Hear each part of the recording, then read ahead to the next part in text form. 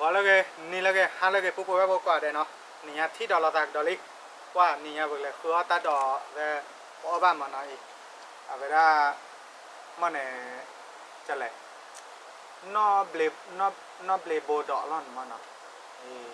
เอาไปเวลาเดี๋ยวปุ๊บออเดอร์มุ้ยโต้ไข่เนาะมุ้ยโต้ไข่เก็บไปได้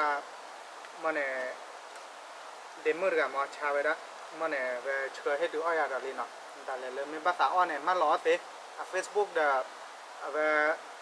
อันนี้กันเนาะโอเคเลยโฟนเอาเกเนาะไปโฟนเอาเก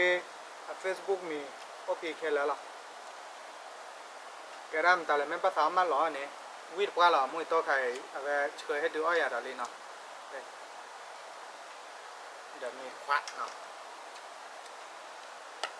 สวัสดีครับวันนี้เราจะมารีวิวนะครับไอ้น้ำพริกสาวกะเหรี่ยงนะครับเบอร์แล้วก็เฟซจะอยู่ตรงนี้นะครับใครอยากกินก็สั่งกินได้เลยแล้วก็นี่คนไทยเรียกอะไรไม่รู้เดี๋ยวจะกินกับผักกันนี้นะครับเพิ่งไปหามาใหม่ๆสดๆเลยอันนี้ที่แกะแล้วนะครับเดี๋ยวมากินกันเลยหอมมากโอ้สุดยอดน้ำพริกอันนี้เผ็ดได้ใจมากเลยนะครับ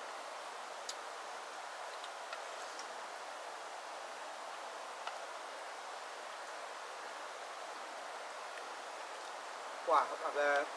มวยโตดครับพวกเราวิ่งกว่าแต่เราวิ่งดูเฮโดง่ายกว่าเลย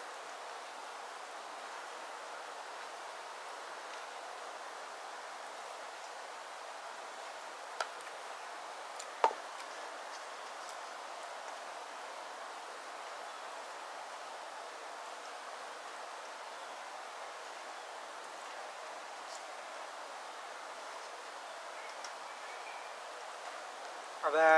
แต่นี่ใหญ่เลยคือตาดอนเนาะเลยคือตาดอนหัดไปจ่ออะไรอ้อรถที่ก่อนละนี่เอาวิ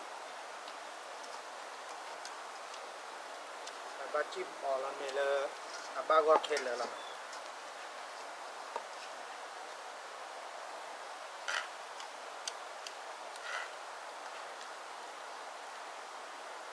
ดูร้อนเหลือเอาเห็น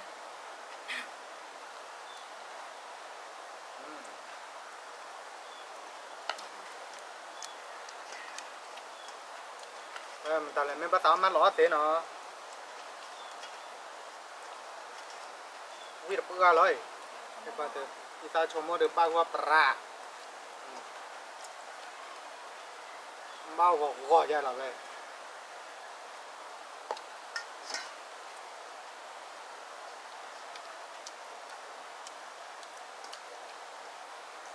ว้าที่ชา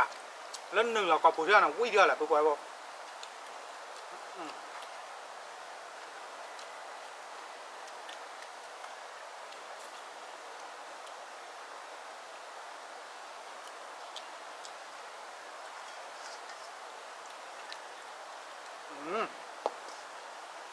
โอ้วิ่งกว่าตอนต่อเขาจะวิ่งที่ชา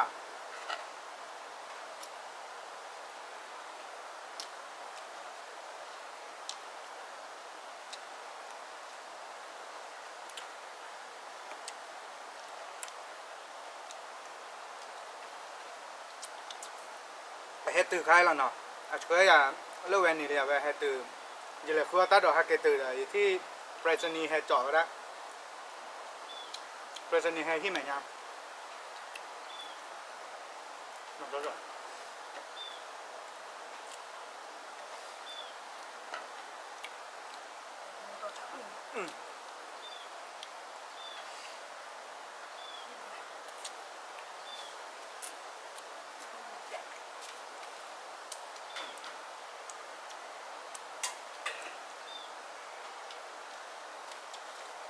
อร่อยมากๆเลยนะครับ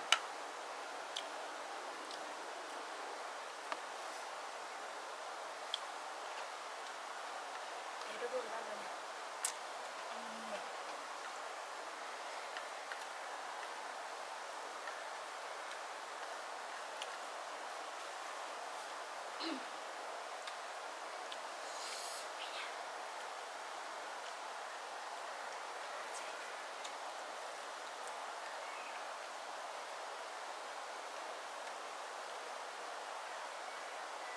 quả vui được quá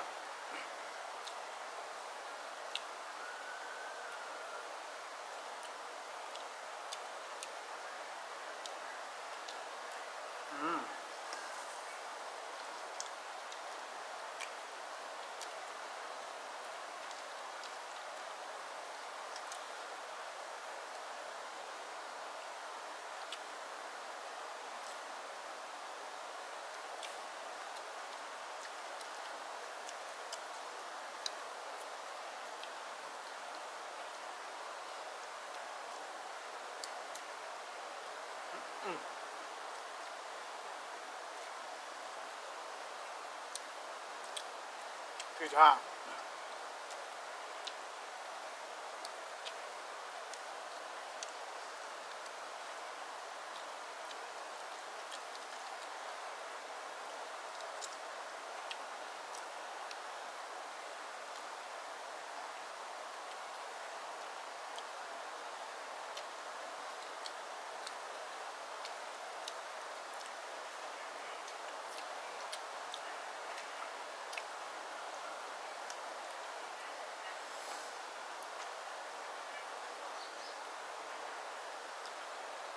bắt tao ở má ló này phone nó béo rồi sao làm nó được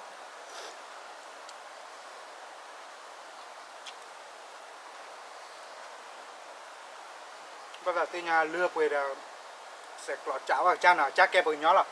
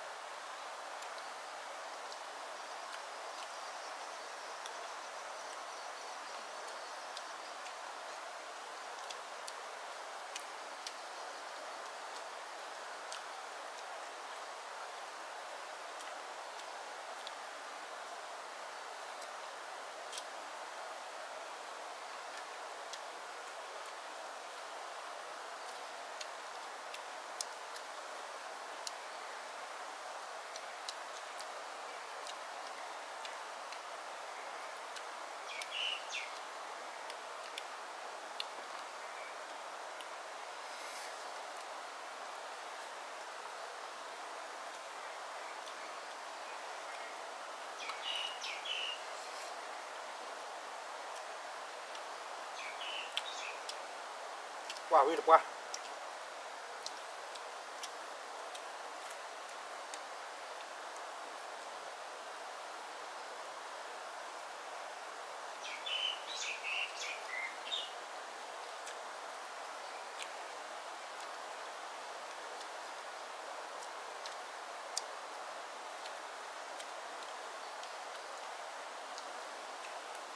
wow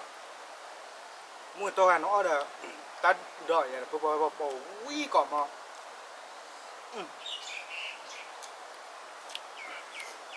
ta rõ ràng là ta lấy bộ đỏ là nào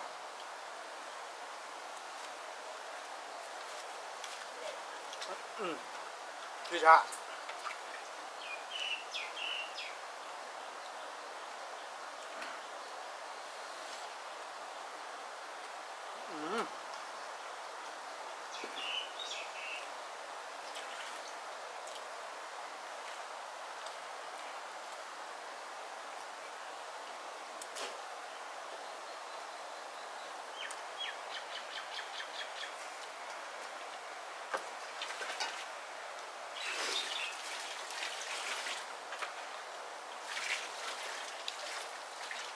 wow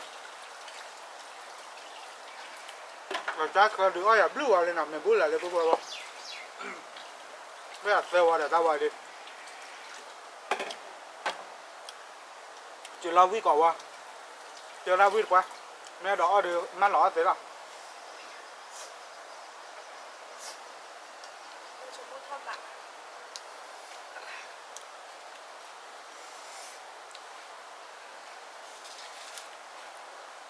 ít ra từ một hồi từ bồ mua ít từ nào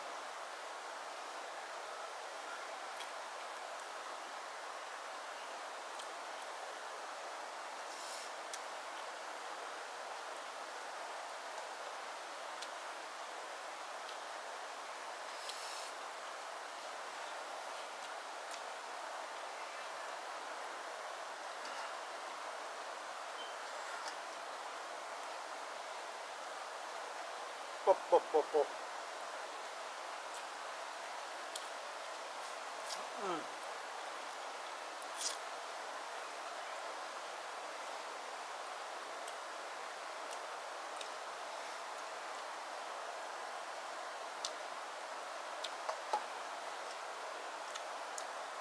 น้ำเย็นน้ำเย็น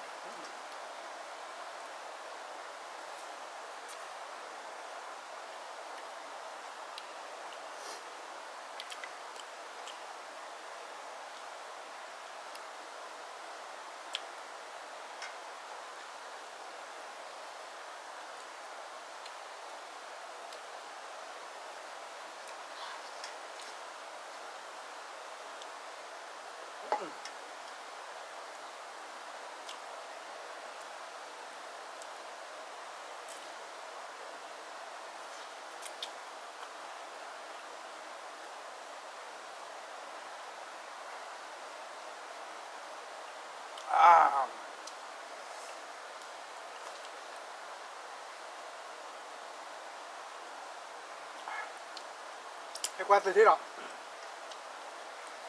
ใครอยากกินสั่งได้นะครับเบอร์โทรและเฟซอยู่ตรงนี้นะครับภาษาออดึงมาหรอเสียหรอหน่อยเฟซบุ๊กมีแวร์โฟนเอาเคพีอีไร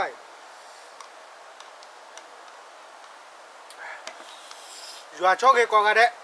พระเจ้าอวยพรทุกท่านครับบ๊ายบาย